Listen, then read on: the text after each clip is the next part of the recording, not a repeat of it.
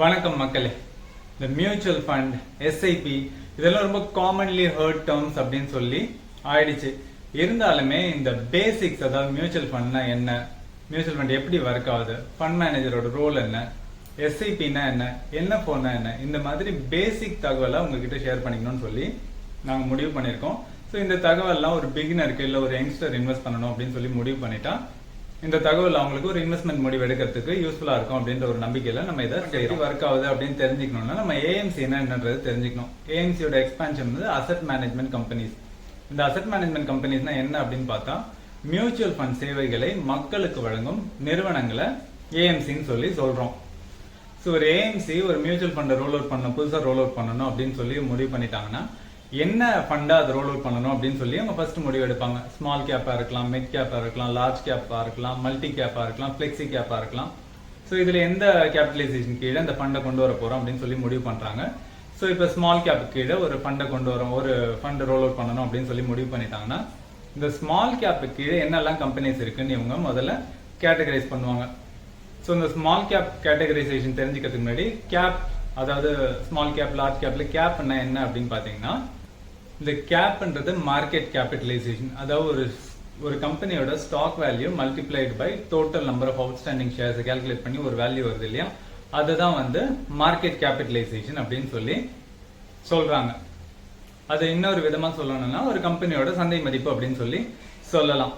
இப்போ small cap, large cap, mid கேப்க்கெல்லாம் ஒரு ஸ்லாப் இருக்கு. அந்த ஸ்லாப் அடிப்படையில் இந்த ஸ்மால் கேப், மிட் கேப் பிரியுது. இப்போ வந்து ஸ்மால் கேப் ஃபண்ட் ஒன்று ரோல் அவுட் பண்ணணும் அப்படின்னு சொல்லி முடிவு பண்ணிட்டா ஸ்மால் கேப் கீழே என்னெல்லாம் ஃபண்ட்ஸ் வருதுன்னு சொல்லி அவங்க கேட்டகரைஸ் பண்ணிட்டு அதை ஃபில்டர் அவுட் பண்ணிட்டே இருப்பாங்க.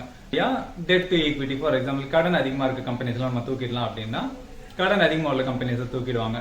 ரிட்டர்ன் ஆஃப் கேபிட்டல், குறைந்தபட்சம் ப்ராஃபிட் இவங்க வந்து பண்ணணும் அப்படின்னு சொல்லி ஒரு கேட்டகரி வச்சாங்கன்னா அதெல்லாம் தூக்கிடுறாங்க. இப்படி ஃபில்டர் அவுட் பண்ணி பண்ணி பண்ணி ஒரு 40ல இருந்து 50 கம்பெனி இவங்க செலக்ட் பண்றாங்க. அந்த 50 கம்பெனியும் ஒரு நல்ல வளர்ச்சியை எதிர்காலத்தில் நோக்கி போகுது அப்படின்ற ஒரு நம்பிக்கையின் அடிப்படையில் அந்த 50 கம்பெனியை இவங்க எடுத்து கேட்டகரைஸ் பண்ணி வச்சிடறாங்க. ஸோ இந்த ஃபர்ஸ்ட் ஃபில்ட்ரேஷன் நடந்த பிறகு 50ல இருந்து 60 கம்பெனி அவங்க வச்சிருக்காங்க இல்லையா, அந்த ஒரு கம்பெனியும் டீப் டைவ் பண்ணுவாங்க. மேலோட்டமா பார்த்து சில முடிவுகள் எடுத்துட்டாலும் அந்த 50-60 கம்பெனியும் ஒரு ஃபண்ட் மேனேஜர் நேரப்ப அந்த கம்பெனியோட நிறுவனர் சந்திக்கணும்னு நினைச்சா சந்திக்கலாம், இந்த கம்பெனியோட ஸ்டாஃப்ஸை சந்திக்கணும்னு நினைச்சா சந்திக்கலாம், அந்த கம்பெனியோட வெண்டார்ஸை சந்திக்கணும்னு நினைச்சா சந்திக்கலாம். ஏன்னா ஒரு கம்பெனி வந்து நல்லா இயங்கிட்டு இருக்கும் வெளி தோற்றத்தில், அதாவது பேலன்ஸ் ஷீட்லாம் பார்க்கும்போது ப்ராஃபிட் லாஸ்லாம் பார்க்கும்போது நல்லா இயங்கும். அவங்க வெண்டாருக்கான பேமெண்ட், இப்போ ஒரு கம்பெனி நடக்குதுன்னா ஒரு வெண்டாரோட நிறைய டிரான்சாக்ஷன்ஸ் இருக்கும். அப்போ வெண்டாருக்கான பேமெண்ட்ஸ் எப்படி கொடுத்துட்டு இருக்காங்க, கரெக்டாக கொடுக்குறாங்களான்னு ஒரு இது பார்ப்பாங்க. ஸோ வெண்டார்ஸ்க்கான பேமெண்ட்லாம் கரெக்டாக இருக்கு, பெருசா இவங்க வந்து இது பண்ணல, டிலே பண்ணல அப்படின்னா அது ஒரு டிக். அப்புறமா கம்பெனியோட சேலரி எல்லாம் வந்து மார்க்கெட்டோட பெட்டரா இருக்கா, கரெக்டா பே பண்றாங்களா, ஆடிட்டருக்கு எவ்வளவு சம்பளம் கொடுக்குறாங்க, ஃபவுண்டர் பத்தி ஒப்பீனியன் என்ன இருக்கு சர்க்கிள்ல, இந்த மாதிரி வெவ்வேறு டீப் டைவ் பண்ணி தான் இந்த 60 கம்பெனியை அவங்க செலக்ட் பண்ணுவாங்க. அந்த 60ல ஒரு சில கம்பெனிஸ் இந்த டெஸ்ட் எல்லாம் பாஸ் ஆகலாம், இதையும் தூக்கிடுறாங்க. ஸோ இந்த 50-60 கம்பெனிஸை போர்ட்போலியோ கிரியேட் பண்ணிட்டு என்எஃப்ஓன்னு சொல்லி உங்க மக்கள் கிட்ட வெளியிடுறாங்க. அதாவது நியூ ஃபண்ட் ஆஃபர்னு சொல்லி என்எஃப்ஓ வெளியிடும் போது ஒரு ஓப்பன் டேட், ஒரு க்ளோஸ் டேட் வைப்பாங்க. இந்த டேட்ல இருந்து இந்த தேதிக்குள்ள என்எஃப்ஓ வந்து ஓப்பனா இருக்கும் அப்படின்னு சொல்லி அவங்க அனௌன்ஸ் பண்ணுவாங்க. அது அடிப்படையில் பப்ளிக்கும் வந்து மக்கள் கிட்ட பணம் போட்டுட்டே இருப்பாங்க, பணம் வந்து புஷ் பண்ணிட்டே இருப்பாங்க. ஸோ அந்த இந்த க்ளோசிங் டேட் அன்னைக்கு வந்து என்எஃப்ஓ வந்து யூனிட்ஸா கன்வெர்ட் ஆகி எல்லாரோட அக்கௌண்ட்லயும் போயிடும். யார் யாரெல்லாம் அப்ளை பண்ணாங்களோ எல்லாரோட அக்கௌண்ட்லயும் போயிடும். இப்போ அந்த 60 கம்பெனிஸ் மக்கள் கிட்ட மொத்தமா லம்சமா வாங்கின தொகை இருக்குல்ல, அந்த தொகையை வந்து பெர்சன்டேஜ் வைஸ்ல இந்த 60 கம்பெனியோட ஸ்டாக்ஸையும் வாங்கிடுவாங்க. இது போன்றது ஒரு லம்சம் உள்ள வந்துருச்சு. இதுக்கு அடுத்தபடியா என்னன்னா எஸ்ஐபி, அதை வந்து தொடர்ந்து லம்சம் உள்ள வந்தாலும் மாசம் மாசம் ஒரு சிலர்லாம் ஒரு லம்சமா மொத்தமா ஒரு அமௌண்ட் போட்டுருவாங்க. ஒரு சிலர் என்ன பண்ணலாம், மாசம் மாசம் இந்த சின்ன தொகையை நான் போட்டுட்டே வரேன் அப்படின்னு சொல்லி பண்ணுவாங்க.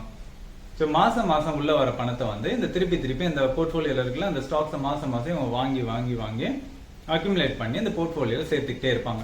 ஒரு 60 கம்பெனியை செலக்ட் பண்ணிருக்காங்க, அதுல மாசம் மாசம் ஸ்டாக்ஸ் வாங்குறாங்களே, இதை காலம் ஃபுல்லா பண்ணிக்கிட்டே இருப்பாங்களான்னா அப்படி இல்லை.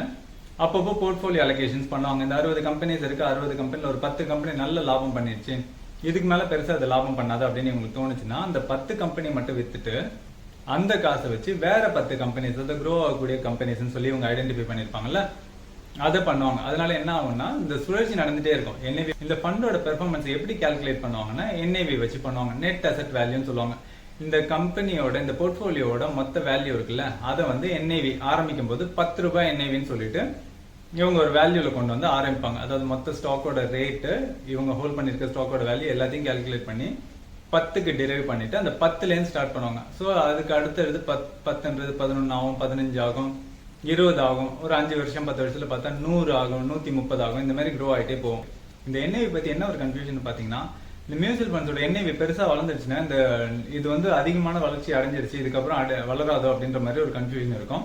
அது கிடையாது. ஆனா அந்த போர்ட்ஃபோலியோ அலோகேஷன் சொல்றாங்கல்ல, கம்பெனிஸ் வந்து சர்க்குலேட் பண்ணிட்டே இருக்காங்கல்ல, அதனால வேற வேற கம்பெனிஸ் வருது, நல்ல ப்ராஃபிட் பண்ண கம்பெனிஸ் விற்கிறாங்க அப்படின்னும் போது NAV ஃபர்தரா க்ரோ ஆகிட்டே இருக்கும். மியூச்சுவல் ஃபண்ட்ஸ் கவர் பண்ணிட்டோம், SIP கவர் பண்ணிட்டோம், NFOன்னா என்னன்றது கவர் பண்ணிட்டோம், ஃபண்ட் மேனேஜரோட ரோல் கவர் பண்ணிட்டோம்.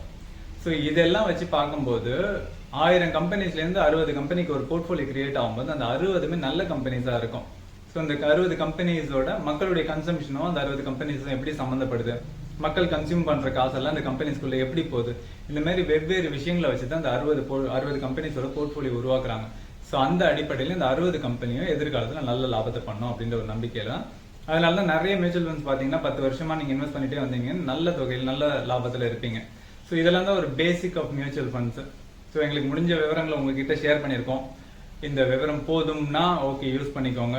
இல்லை இன்னும் கொஞ்சம் விவரமா வேணும் அப்படின்னா நீங்க மேபி கமெண்ட் செக்ஷன்ல எங்களை தொடர்பு கொள்ளலாம். இல்லை என்னோட ஃபோன் நம்பர் நான் கொடுக்குறேன், அதில் நீங்க வாட்ஸ்அப் பண்ணி பேசணும்னாலும் பேசலாம்.